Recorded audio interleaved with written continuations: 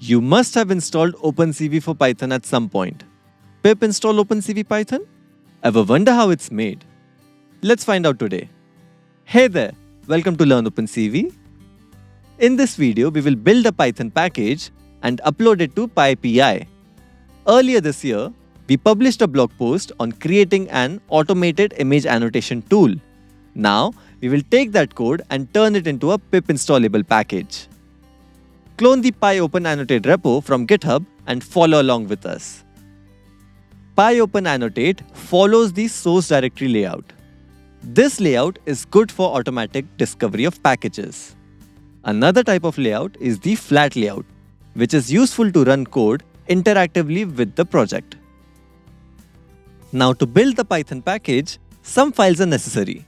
These include the project license, the pyproject.toml configuration file, a README file which explains the package usage and is displayed on the PyPi page, setup.py file, manifest.in, and of course, the source code. Let's take a look into the pyproject.toml file. This file defines the build system like setup tools or other build backends and the project configuration. Most of the configuration is straightforward. The package name, package version, a short description, the README file's location, the contributing author's name and email, shoutout to Kokil, the path to the license file, classifiers, keywords, and the project dependencies. Now, out of all these, the last three entries might be a bit confusing. Classifiers are used to categorize the Python package. So our package is in alpha development phase, OS independent, it has MIT license, and is Python 3 compatible.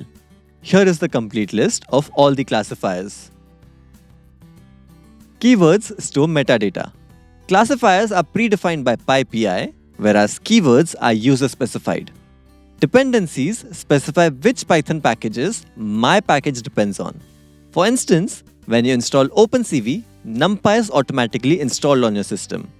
You can also define the minimum Python version and the project URL. If need be, you can link the project's GitHub URL over here. Scripts define the executables that you can run from the terminal. PyOpenAnnotate was designed to run as a GUI. So, when we execute the command annotate, it will invoke the main function of the annotate script from the annotation module. The showLabels command works similarly. The next file on our list is the README file. A good practice is to describe how to install the package, how to use it, and example use cases. The manifest.in file adds or removes files from the installation, and the setup.py script is a namesake at this point. Now that we have all the files in place, the next step is to build the project locally. We start by installing the build dependencies, so pip install build, twine, and setup tools. Good. Next, we will install PyOpenAnnotate locally. Pip install dot. You can also provide a -e flag which will create an editable install. At this point, you can test the installation and keep tweaking the code till you're satisfied. We'll skip this step and continue to build the wheels for our package. Build will create a dist directory and save the package wheels as well as the zip file in it.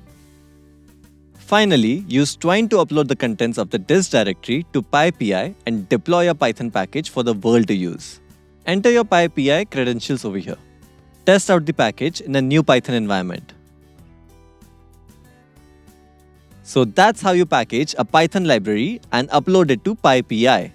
If you like this video, why don't you check out our playlist on deep learning and computer vision fundamentals. Do comment on what you would like to see next, and don't forget to subscribe. Thanks for watching. Until next time.